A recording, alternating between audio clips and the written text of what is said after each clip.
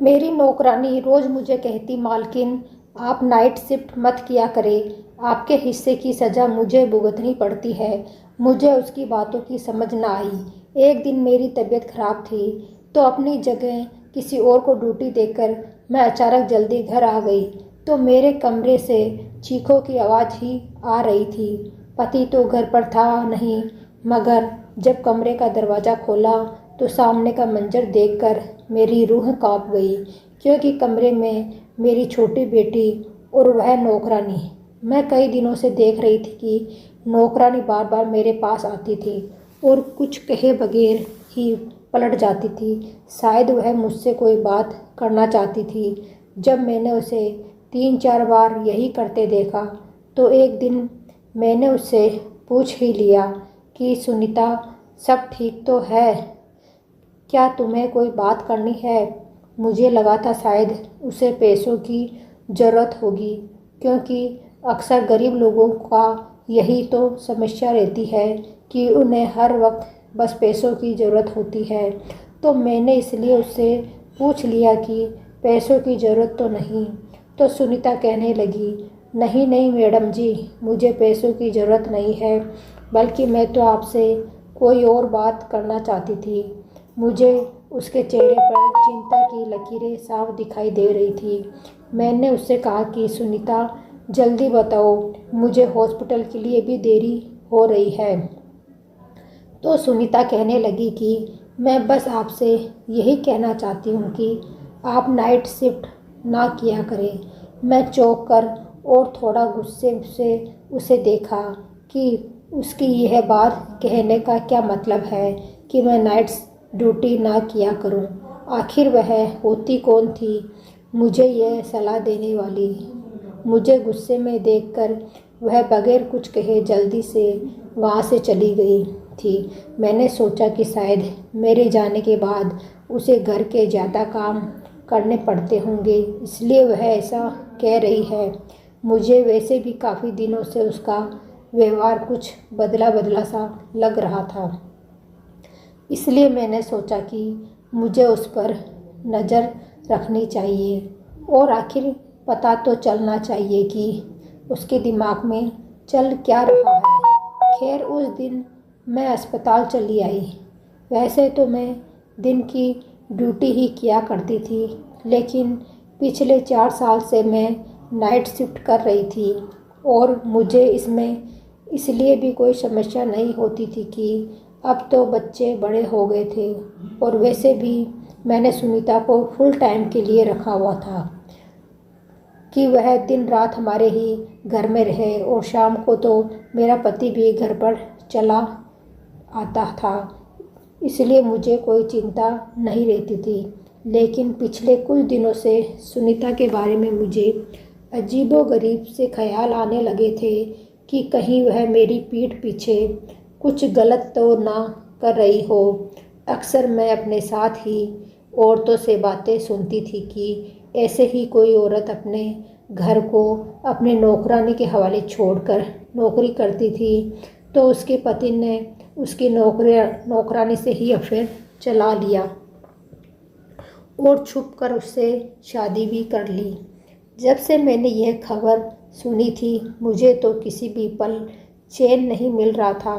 एक तरफ तो मुझे अपने पति पर पूरा विश्वास था कि मेरा पति ऐसा कुछ भी मेरे साथ ऐसा नहीं कर सकता, और मुझे उस नौकरानी पर भी विश्वास था क्योंकि वह एक बहुत ही शरीफ औरत थी।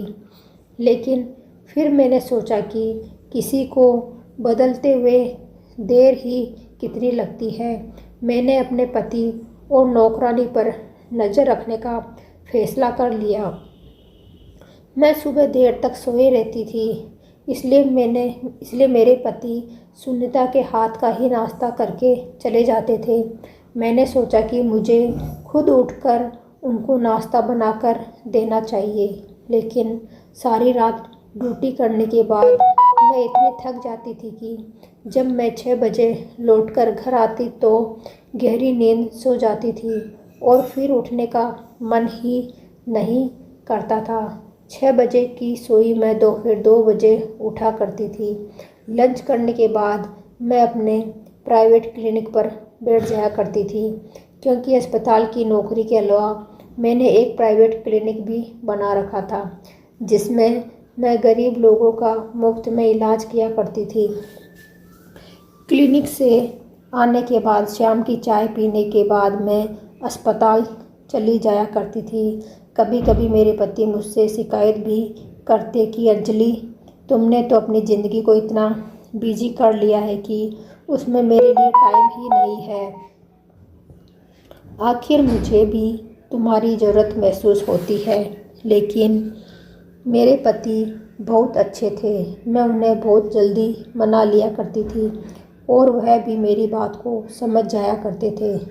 ज़िंदगी की यही रूटीन चल रही थी। कुछ दिन तो यूं ही सुकून से गुजर गए। मुझे ऐसी कोई भी बात नज़र नहीं आई तो मैं भी कुछ सुकून से सो गई थी। लेकिन सुनीता एक दिन फिर मेरे पास आई और कहने लगी, मैडम जी, अगर आप मेरी बात माने तो आप अपनी ड्यूटी दिन के समय में करवा लें। आपके जाने के बाद आपके किए की सज़ा मुझे भुगतनी पड़ती है। इस बार वह बहुत गुस्से से कह रही थी और अपनी बात ख़त्म करके वहाँ से जा चुकी थी। उसकी बात सुनकर मैं तो हैरान रह गई थी कि मेरे हिस्से की सज़ा का क्या मतलब था। कहीं वह मेरे हिस्से का समय मेरे पति के साथ तो नहीं गुजार रही थी। यह सोचते ही मेरे कदमों तले से ज़मीन जैसे सरकने लगी थी। मेरा विश्वास था जो मेरे पति के ऊपर वह डगमगाने लगा था। लेकिन फिर मैंने सोचा कि नहीं, ऐसा नहीं हो सकता, वह बस ऐसे ही कह रही होगी।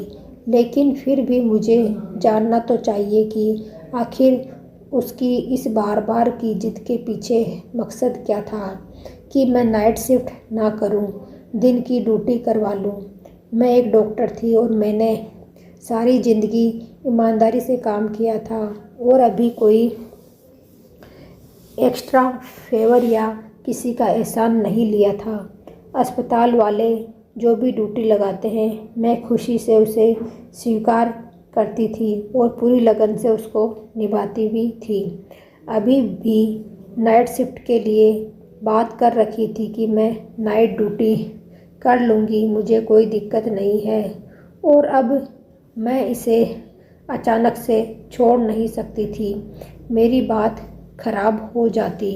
इतने सालों से मैं मेहनत से काम कर रही थी और कभी मैं अपनी बात से नहीं मुकरी थी। पूरे स्टाफ को मेरे ऊपर बहुत ज़्यादा भरोसा था, लेकिन मैं इस तरह अपने घर को तोड़ना भी नहीं चाहती थी।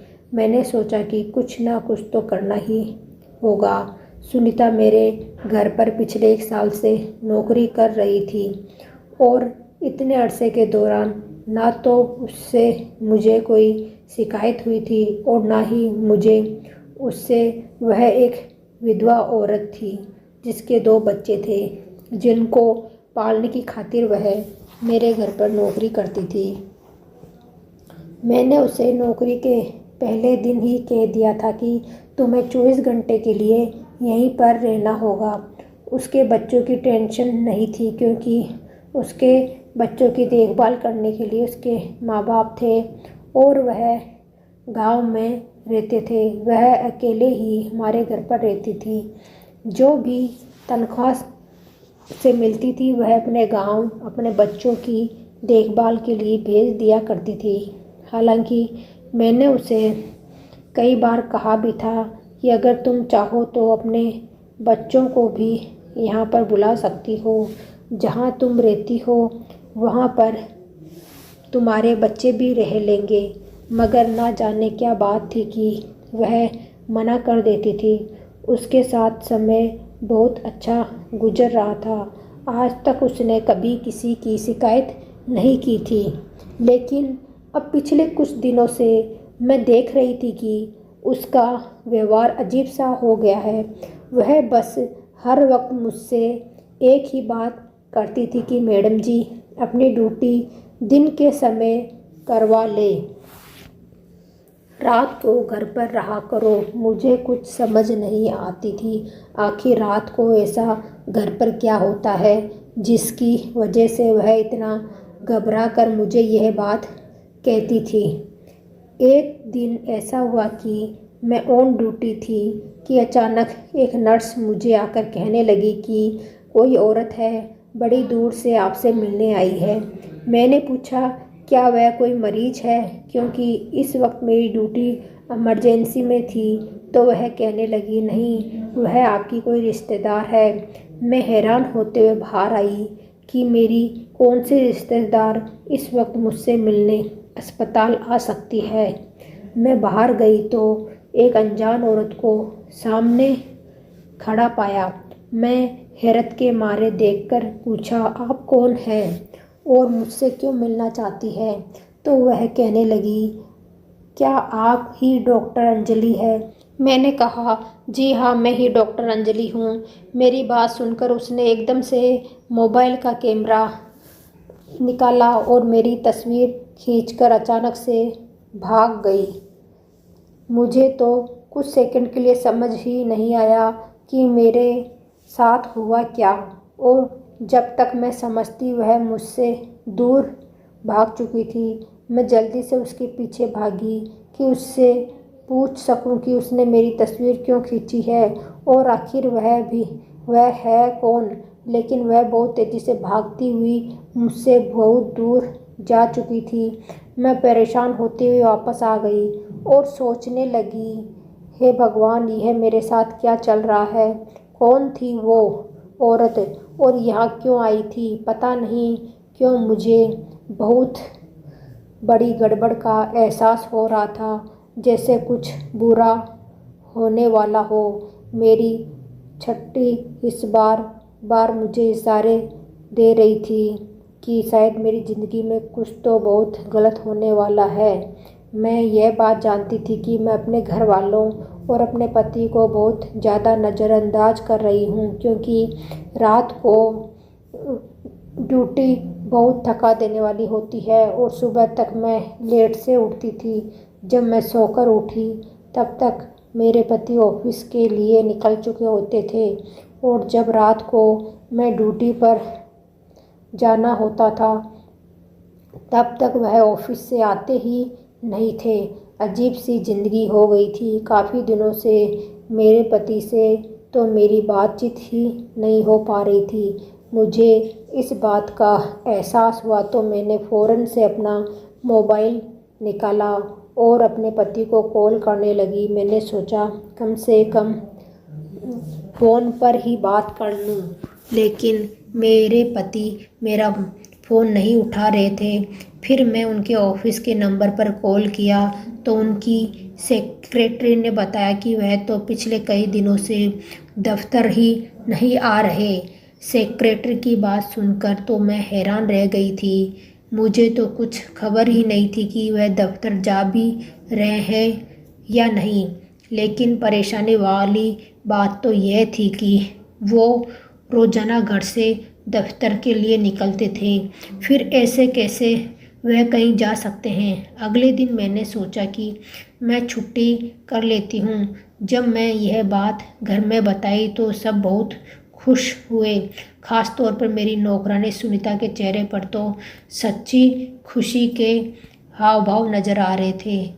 रात का खाना खाकर फ्री हुई तो मैं ऐसे ही टहलने के लिए बाहर आ गई तो मैंने देखा सुनीता किसी से फ़ोन पर बात कर रही थी और वह किसी को बता रही थी कि मैडम जी आज घर पर ही है। शुक्र है कि आज मेरी जान छूट गई, वरना तो उनके हिस्से की सज़ा भुगतते भुगतते शायद मेरा दम ही निकल जाता। जब मैं उसके करीब गई तो उसने जल्दी से घबरा कर फ़ोन बंद कर दिया और मैंने उससे पूछा कि किससे बात कर रही थी। तो कहने लगी किसी से भी नहीं, अम्मा से अपने बच्चों का बस हालचाल पूछ रही थी। मुझे अब सुनीता के बारे में शक हो चुका था। यहाँ कोई तो खिचड़ी ज़रूर पक रही है या फिर मुझसे कोई बड़ी बात छुपा रही है। कहीं ऐसा तो नहीं यह किसी गलत काम में पड़ गई हो। मैंने सोचा कि आज घर पर रहकर देख लेती हूँ कि आखिर यहाँ पर ऐसा होता क्या है, लेकिन मुझे तो कुछ भी ऐसा गलत महसूस नहीं हुआ। सब लोग बड़े आराम से सोए रहे। मेरा पति मेरी छुट्टी का सुनकर बहुत खुश हुआ था। कहने लगा कि कितना समय हो गया, हमें एक साथ समय गुजारने का मौका ही नहीं मिला। मैं भी सोचने लगी, क्या यह वाकई खुश है या खुश रहने का नाटक कर रहा है। मुझे उसे खोजती हुई नज़रों से देख रही थी। कहीं ऐसा तो नहीं कि मेरे घर से जाने के बाद उसका और मेरी नौकरानी का कुछ चक्कर चलता हो, इसलिए वह मुझे कहती हो कि आप घर पर ही रहा करें। मेरी एक बेटी और एक बेटा था। बेटी कॉलेज में पढ़ती थी, बेटा छोटा था, वह स्कूल जाता था। इस घर में हम बस 4 ही लोग थे और मेरा ख्याल था इतने सारे लोगों के लिए सिर्फ एक ही नौकरानी काफ़ी है। इसलिए मैंने कभी सुनीता के अलावा किसी और को रखने के बारे में सोचा ही नहीं। और अगर 1-2 बार मैंने अपने घर वालों से पूछा भी कि कोई और नौकरानी रख लूं, तो सब ने सुनीता की बहुत तारीफ़ करते हुए कहा था कि उसके होते हुए उन्हें कोई परेशानी नहीं, तो फिर क्या ज़रूरत है कोई दूसरी नौकरानी रखने की। तो मैं भी सुकून से हो गई थी। लेकिन कुछ दिनों से मैं देख रही थी कि सुनीता और मेरी बेटी रिया आपस में कुछ ज़्यादा ही प्यार से रहने लगे थे। रिया हर वक्त सुनीता के आसपास रहती, कभी उसके कमर में बाहें डाले खड़ी होती, कभी उसके गालों पर प्यार कर रही होती। मुझे यह देखकर बहुत अजीब लगता था। आखिर वह सुनीता को इतना प्यार क्यों करने लगी थी। मैं यह भी देख रही थी कि रिया तो सुनीता के करीब जाने की कोशिश करती थी, उसे प्यार करने की कोशिश करती थी, लेकिन सुनीता उससे दूर भागती थी। खैर, उस दिन मैंने पूरा दिन और पूरी रात घर पर रहकर देख लिया था। मैं अस्पताल भी नहीं गई थी और क्लिनिक पर भी नहीं बैठी थी। मुझे कुछ भी अब नॉर्मल दिखाई नहीं दिया था, सिवाय इसके कि मेरी बेटी रिया सुनीता के कुछ ज़्यादा ही करीब होने की कोशिश कर रही थी। लेकिन मैं इस बात को इग्नोर कर दिया कि हो सकता है मैं तो घर पर रहती नहीं हूँ, सिर्फ सुनीता ही घर पर होती है, तो सुनीता से उसका दिल लग गया होगा और कोई बात नहीं थी। खैर, मैं घर पर रहकर देख लिया था, लेकिन ऐसा कुछ भी नहीं था। मैं अंदर ही अंदर अब चिढ़ गई थी। मैंने सोचा पता नहीं सुनीता के ड्रामे कब ख़त्म होंगे। मैं यही सोच अगले दिन दोबारा से अपनी रूटीन के अनुसार अपनी नाइट ड्यूटी स्टार्ट कर ली। 2 दिन के बाद ही की बात है। मैं सुबह जल्दी उठ गई थी क्योंकि शाम में मुझे अपनी एक दोस्त की बर्थडे पार्टी में जाना था। तो मैंने सोचा कि उसके लिए कोई गिफ्ट लेकर आती हूँ। मैं यही सोचकर बाज़ार गई। वहाँ मुझे एक जगह पर रुकना पड़ा क्योंकि सामने के मंजर ने मुझे एकदम पत्थर का बना दिया था। क्योंकि मेरा पति एक अस्पताल के अंदर जा रहा था। भला उसे अस्पताल जाने की क्या ज़रूरत थी, वह तो एकदम अच्छा भला था, उसे कोई भी तकलीफ़ नहीं थी। मैं भी उसके पीछे पीछे अस्पताल चली गई। मैंने देखा वह एक कमरे के अंदर चला गया। मैंने खिड़की से अंदर झांक कर देखा तो वह एक औरत को कुछ पैसे दे रहा था। उस औरत को मैं पहचान नहीं पा रही थी क्योंकि उस औरत की मेरी तरफ पीठ थी। उस औरत को पैसे देने के बाद और उससे हाथ मिलाकर मेरा पति जल्दी से बाहर चला गया। उसके बाद उस औरत ने किसी को फ़ोन किया और थोड़ी देर बाद वो औरत आई। उसे देखकर मैं आंखें झपकाना भूल गई थी। फटी आंखों से उसको देख रही थी। वह औरत कोई और नहीं बल्कि सुनीता ही थी। उस औरत ने सुनीता को कुछ पैसे दिए। सुनीता ने उसका धन्यवाद किया और वहाँ से चली गई। आखिर यह सब क्या था? मुझे कुछ भी समझ नहीं आ रहा था। मेरे पति ने पहले उस अनजान औरत को पैसे दिए और फिर उस अनजान औरत ने मेरे पति के दिए हुए पैसों में से कुछ पैसे सुनीता को दे दिए। आखिर ये सब चक्कर क्या था? और जब उस औरत ने मेरी तरफ चेहरा घुमाया तो मैं दंग रह गई थी। मैं उस औरत को कैसे भूल सकती थी? इतने दिन गुजर जाने के बावजूद उसका चेहरा मेरे दिमाग में फिट हो गया था। ये तो वही औरत थी जिसने उस दिन मेरी तस्वीर ली थी और भाग गई थी। इसका मेरे पति के साथ आखिर क्या संबंध है? मैंने सोचा कि मैं अभी जाकर उससे पूछ लेती हूँ, लेकिन इससे पहले कि उस औरत के पास कोई और दूसरा आदमी आया, एक दूसरे से हाथ मिलाते हुए वहाँ से चली गई। ये सब देखकर अब तो मुझे पक्का विश्वास हो गया था। ज़रूर मेरे खिलाफ कोई गहरी साजिश की जा रही थी और इसमें मेरा पति और मेरी नौकरानी सुनीता भी शामिल थे।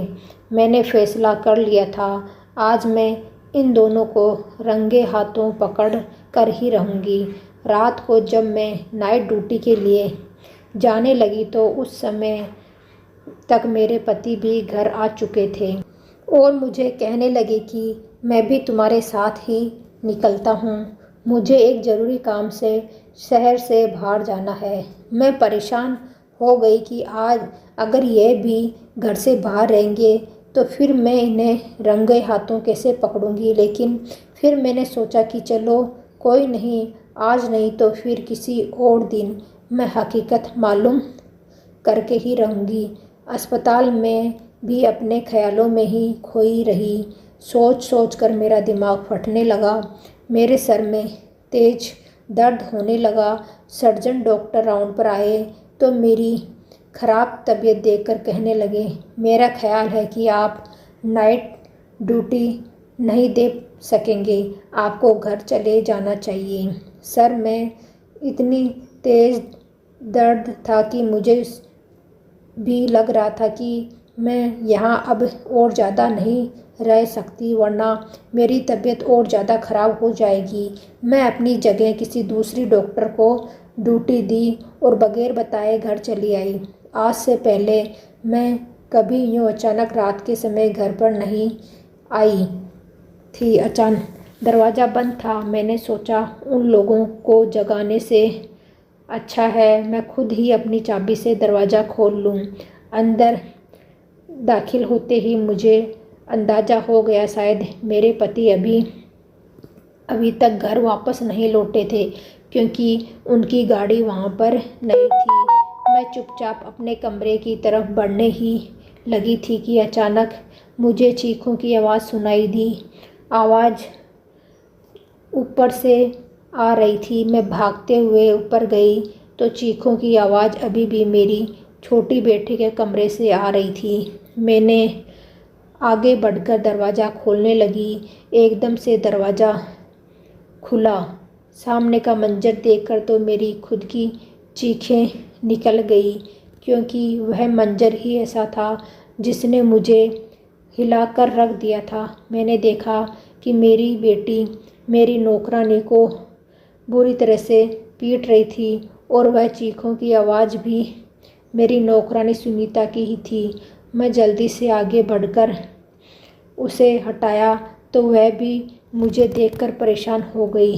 सुनीता जल्दी से मुझे देखकर मेरे पास आई और मेरे पीछे छुप गई। कहने लगी, मैं इसलिए तो आपको कहती थी कि आप नाइट शिफ्ट ना किया करें, क्योंकि फिर आपके जाने के बाद मेरे साथ ऐसा ही होता है। और यह आज से नहीं बल्कि कई महीने से हो रहा है। मैंने अपनी बेटी को गुस्से से देखते हुए पूछा कि आखिर तुम सुनीता को क्यों मार रही हो? आखिर उसने ऐसा क्या किया है?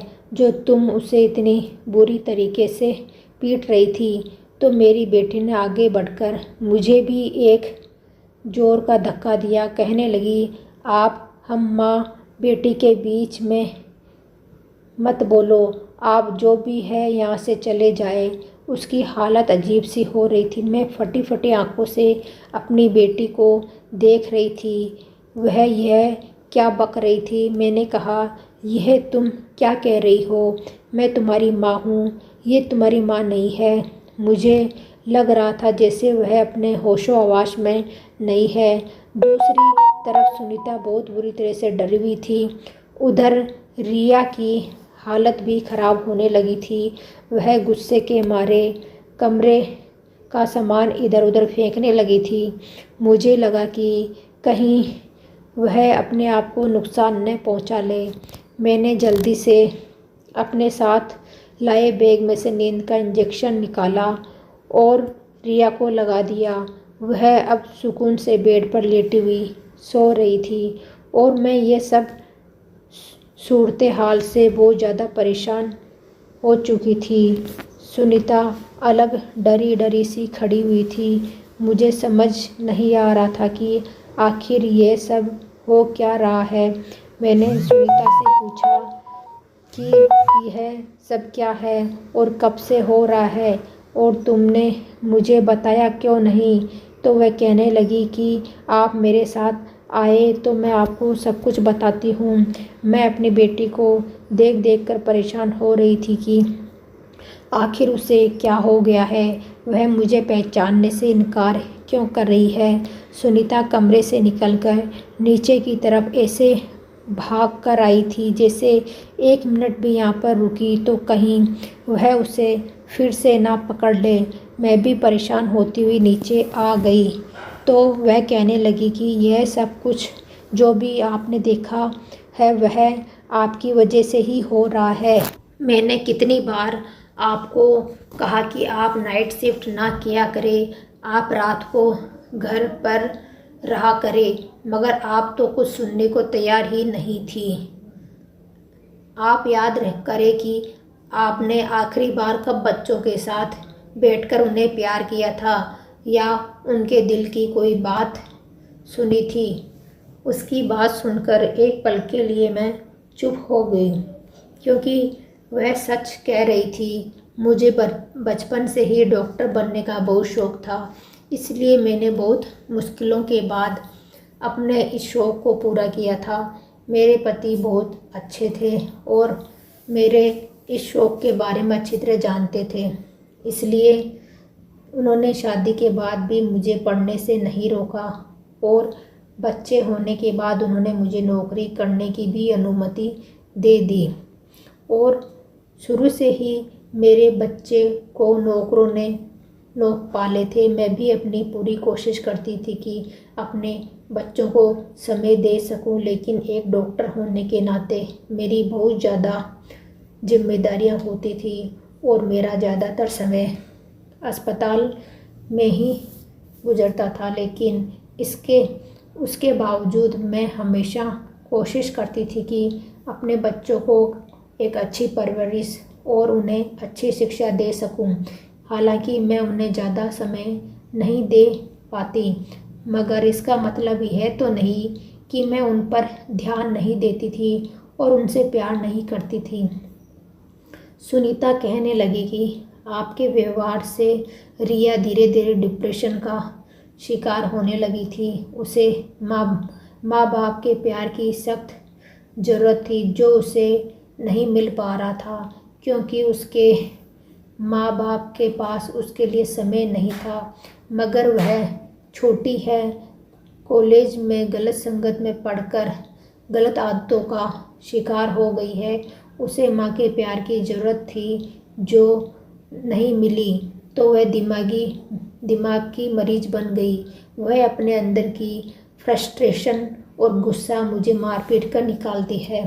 उस समय उसे लगता है कि मैं उसकी माँ हूँ और वह क्योंकि आपसे कभी कोई शिकवा नहीं कर पाई, आपको कुछ नहीं कह पाई, इसलिए वह मुझे अपनी माँ समझते हुए मुझ पर अपना गुस्सा निकालती है और जब सुबह होती है तो वह मुझसे ना सिर्फ माफ़ी मांगती है बल्कि मुझे बहुत सारे पैसे भी देती है ताकि मैं आपको कुछ ना बताऊं।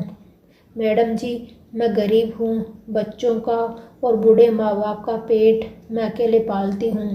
रात को जो मारपीट और तकलीफ मैं सहती थी, सुबह जब आपकी बेटी मुझे पैसे देती है तो मैं भूल जाती थी कि रात को मैंने क्या तकलीफ़ सही थी।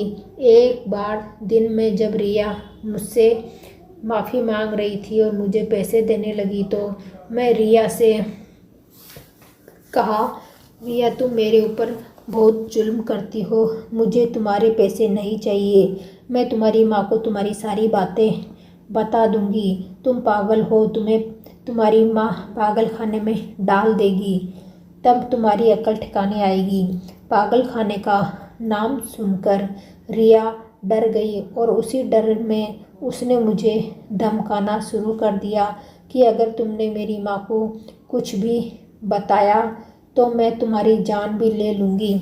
रिया दिमागी मरीज थी, धीरे धीरे उस पर पागलपन के दौरे भी पड़ने लगे थे, इसलिए मैं डर गई और आपको कुछ बात भी नहीं बता पा रही थी। आपको सारी बात तो नहीं बता सकती थी लेकिन आपको यही कहती थी कि आप घर पर रहा करें। मैंने सुनीता से पूछा, सुनीता यह सब कब से हो रहा है?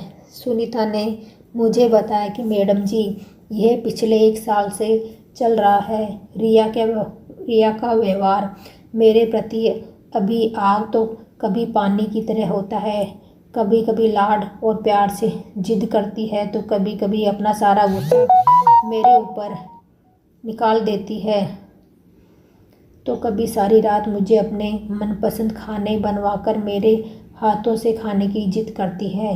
वो सब कुछ जो एक बेटी अपनी माँ से चाहती है वह मुझसे कहती थी कि मैं उसकी माँ बनने का नाटक करूं, उसे वह सब खुशियाँ दूं जो एक माँ अपने बच्चे को देती है।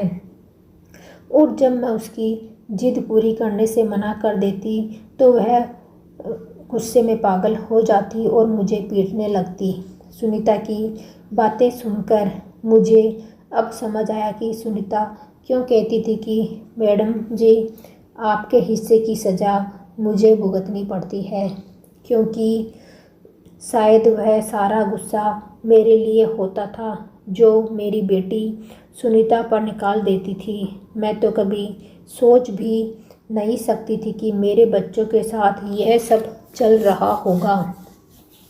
लेकिन मेरे पति का उस दिन उस औरत से मिलने का क्या प्लान था जिसने मेरी तस्वीर खींची थी, और यह सब सुनीता के अलावा और कोई नहीं बता सकता था। मैंने फ़ौरन उससे पूछा तो वह कहने लगी, मैडम जी आप तो मेरी कोई भी बात सुनने को तैयार ही नहीं थी, तो मैं आपकी बेटी की जो भी हालत थी वह आपके पति को बता दी। उन्होंने एक डॉक्टर से बात की, अपनी बेटी की पूरी हालत के बारे में उस डॉक्टर को बताया और डॉक्टर से विनती भी की कि किसी तरह मेरी बेटी को ठीक कर दे।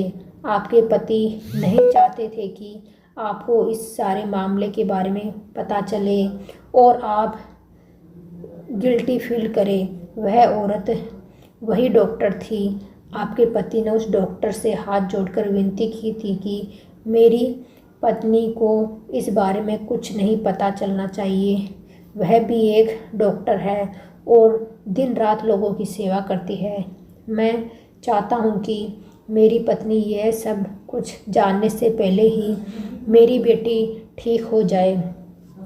उस डॉक्टर ने आपके हॉस्पिटल का एड्रेस लिया था और उस दिन भी आपके पति उस डॉक्टर को उसकी फीस दे रहे थे। मैं डॉक्टर की मदद कर रही थी। वह जब भी मुझे अपने क्लिनिक बुलाती मैं चली जाती थी और वह मुझे आपकी बेटी के बारे में सवाल जवाब करती थी। इसलिए उसने उस दिन मुझे भी कुछ पैसे दिए थे। उस दिन आपने हमें देख लिया होगा। एक दिन उसे डॉक्टर ने मुझे बताया कि मैं तुम्हारी मालकिन की कुछ तस्वीरें ली है। मुझे हैरत हुई। मैंने उस डॉक्टर से पूछा कि आपने मेरी मालकिन की तस्वीर क्यों ली है? तो वह डॉक्टर कहने लगी, इसलिए ताकि मैं तुम्हारी मालकिन को शक में डालना चाहती थी। अब वह शक में पड़ गई है तो अब वह अपने घर पर ध्यान देगी और अपने बच्चों पर भी ध्यान देगी। उसे लगेगा कि ज़रूर कुछ ना कुछ खिचड़ी मेरे घर में पक रही है और वह अपने घर पर ध्यान देने लगेगी। मैं तुम्हारी मालकिन को सब कुछ नहीं बता सकती क्योंकि तुम्हारे मालिक ने मुझे कुछ भी बताने से मना कर रखा है, लेकिन इस तरह शक में पड़कर वह कुछ तो अपने बच्चों पर ध्यान देगी। सुनीता की सारी बातें सुनकर मुझे सब कुछ समझ आ गया था। मेरा सर शर्मिंदगी से झुक गया था।